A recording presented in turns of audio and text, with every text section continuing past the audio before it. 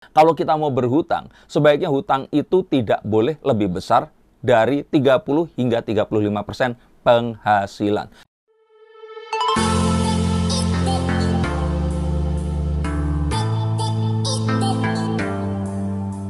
Halo Sensikers, kembali berjumpa bersama saya Denny Darko. Tidak ada yang namanya misteri, yang adalah tanda-tanda yang kita semua coba untuk mengerti. Ini adalah request dari beberapa orang. Kita melenceng sedikit, nggak bahas artis, nggak bahas tentang selebriti dan kasus-kasusnya. Tapi yuk kita sekarang bahas tentang kamu, tentang kalian semua yang ngutang sama pinjol, oke? Nah tuh, stop dulu, oke? Jangan berganti channel, tetap di sini dulu atau kalau tidak ditandai video ini, karena saya akan coba untuk ngajarin kalian agar terbebas dari utang pinjol. Ini bukan sesuatu yang sifatnya teori, ini sesuatu yang nyata. Saya juga pernah terlilit hutang, tapi bukan pinjol ya. Zaman saya dulu belum ada pinjol. Dan juga karyawan-karyawan saya banyak yang akhirnya saya harus talangin uangnya karena mereka ini berhutang sama pinjol sampai melarikan diri dari kota mereka balik lagi ke Jakarta. Ini untuk kalian semua dan ini berdasarkan pengalaman nyata yang saya alami dan karyawan saya alami. So, dengarkan sampai selesai dan nyalakan tombol lonceng dan subscribe kalau yang belum.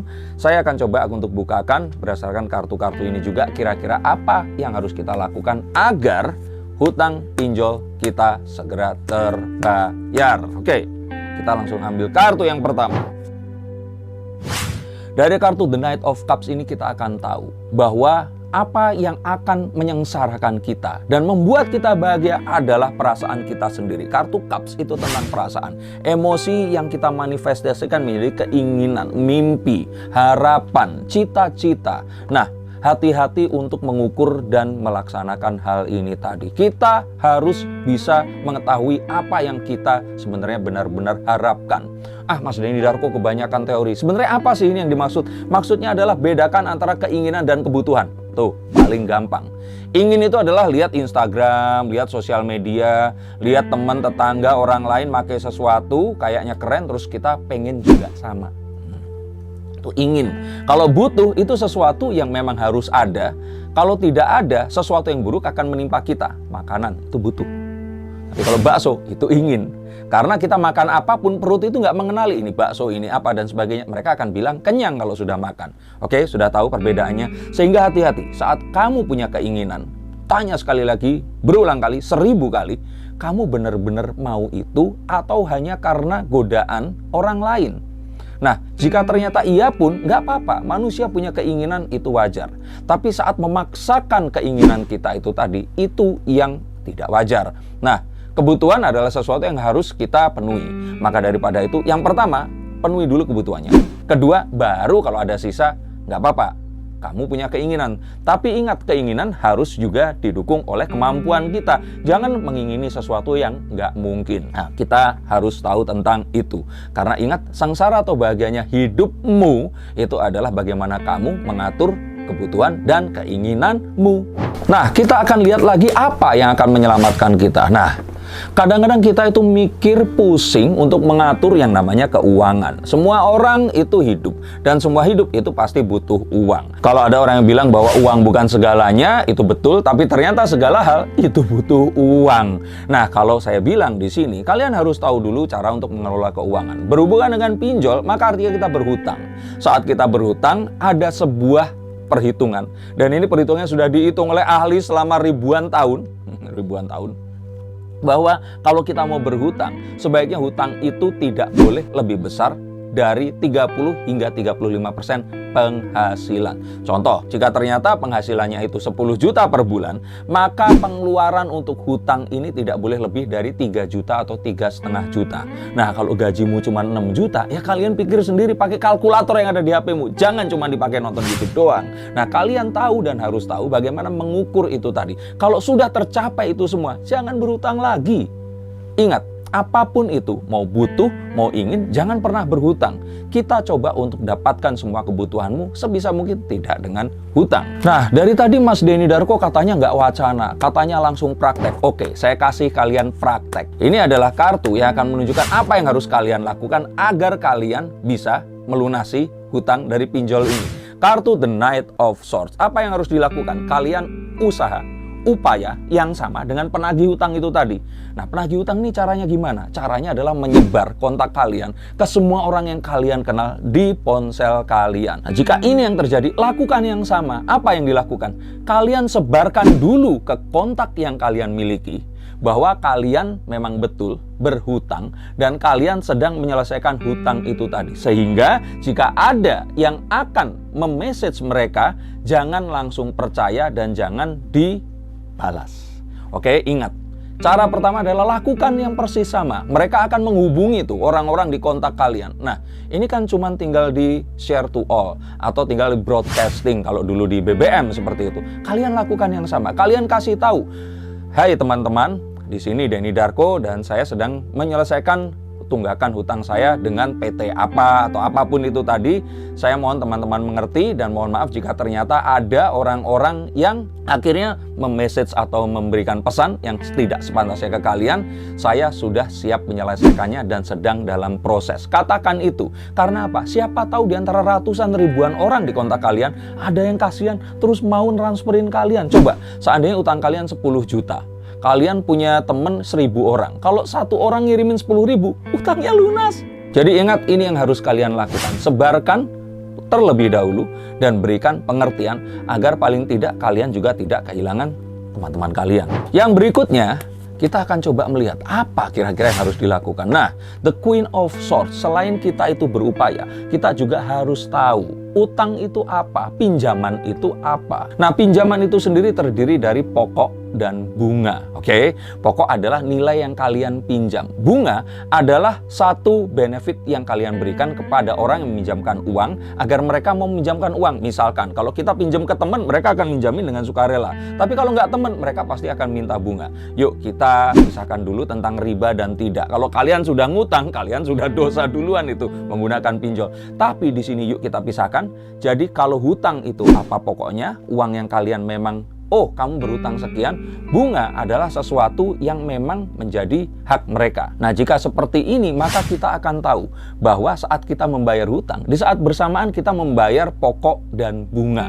Nah, saat kita membayar pokok tapi bunganya lebih tinggi, artinya hutangnya nggak kelar-kelar. Karena apapun yang dibayarkan untuk bayarin bunganya dulu, pokoknya nggak kurang. Setiap bulan akan tetap dapat bunga lagi. Mau kapan lunasnya? Maka daripada itu ketahuilah dulu pokok kalian itu pokok hutang kalian sebesar apa dan bunga kalian sebesar apa. Pisahkan hal itu terlebih dahulu. Mengapa? Karena dengan kita tahu pokok dan bunga kita, maka saya ingin kalian untuk, matahari ini gambar tahun mengandung bulan, dan saya ingin kalian semua untuk tahu bahwa semua hutang itu bisa direstrukturisasi. Aduh Mas Darko, ini ngomongnya terlalu tinggi bahasa bankingnya. Sebenarnya enggak sih, restrukturisasi itu adalah sesuatu yang kalian harus wajib tahu jika kalian meminjam sesuatu dalam kerangka perbankan. Nah, restrukturisasi adalah penundaan pembayaran dan mencoba untuk memperpanjang masa pembayaran agar kita lebih mudah dan lebih ringan dalam membayarnya. Tapi ingat bahwa apapun itu kita harus membayar.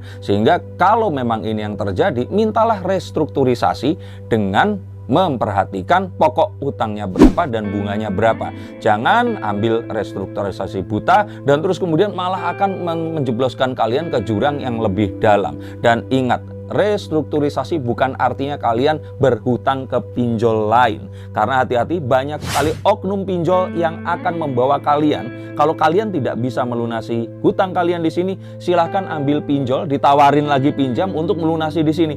Itulah yang dinamakan gali lubang, tutup lubang, dan gak akan kelar.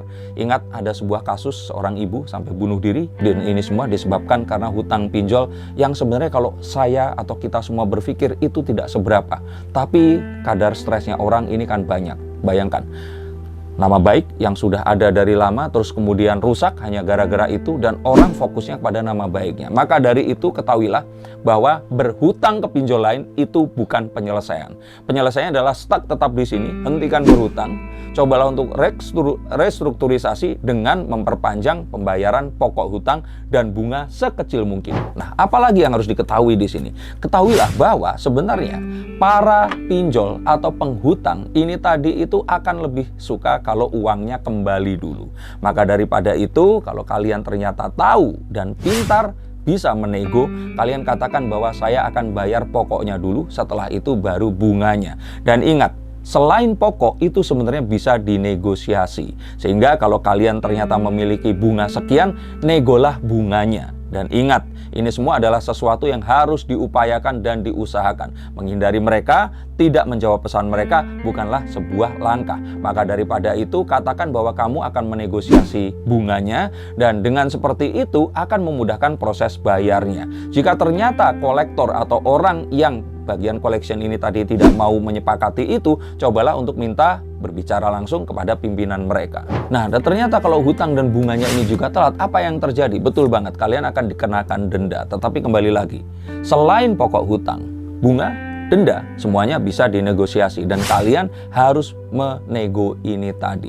Beberapa orang yang berhutang malah akan bisa dihilangkan bunga dan dendanya dan hanya membayar pokok saja. Saya pernah lakukan itu saat saya melunasi mobil saya dulu, dan itu langsung akan mempermudah semuanya, dan dengan ini tadi semuanya akan berakhir dengan bahagia. Nah, cara berikutnya adalah apa? Seperti tadi saya bilang, jangan pernah berhutang lagi, karena saat kita meminjam satu pinjol dan membayar dengan pinjol yang lain, maka ini adalah mengarah ke sesuatu yang tidak akan pernah selesai. Dan kalau boleh saya katakan di sini, cara yang pertama adalah mencari teman atau saudara yang bisa meminjamkan uang tanpa ada bunga dan bisa dibayarkan kapan saja. Ingat, ini adalah solusi terbaik dan tercepat. Kalau ternyata kalian mau, lakukan apa yang dilakukan oleh pinjol itu tadi. Seperti tadi saya bilang, kalian pinjam uang kecil dalam jumlah besar. Nah, kalian akan meminta ke banyak teman dengan sepertinya akan mudah. Seperti ada yang bilang kan, meminjam uang 1 juta itu susah. Tapi kalau kalian minjam 10.000 ke 100 orang, maka uangnya akan jadi 1 juta juga. Tapi ingat, ini pun tetap harus dilunasi. Karena dalam agama saya, Islam, bahkan orang yang meninggal pun saat dia memiliki hutang, maka Allah SWT pun tidak akan menghapus dosa itu tadi atau membayar hutangnya, karena ini harus kita selesaikan. Maka kita harus ketahui, apapun itu hutang harus tetap dibayar.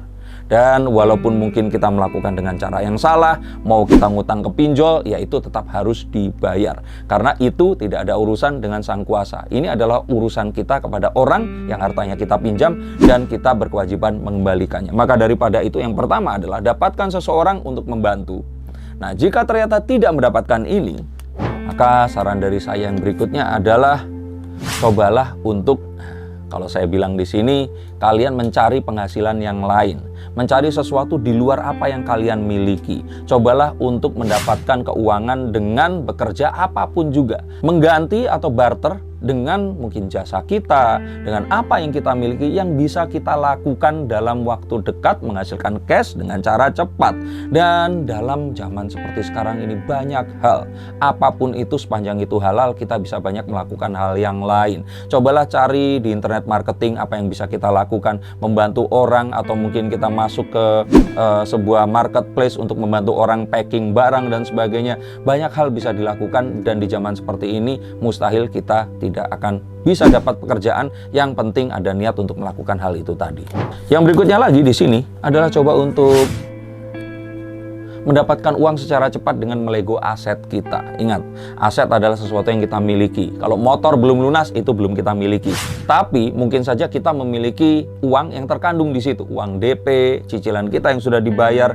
Maka cara berikutnya adalah melikuidasi aset yang kita miliki dan sesegera mungkin membayarkan hutang hingga nol lagi. Karena akan lebih mudah dan kita akan lebih fokus jika ternyata hutang selesai dan kita bisa fokus mencari uang dengan lebih mudah. Nah, kalau seperti ini, cobalah untuk diingat-ingat lagi apa yang kita miliki, aset apa yang dipunyai, segera dilikuidasi dan dapatkan uang untuk membayar itu. Walaupun tidak lunas, paling tidak memperkecil pokok, dan itu akan memperkecil bunga yang akan memperkecil juga denda.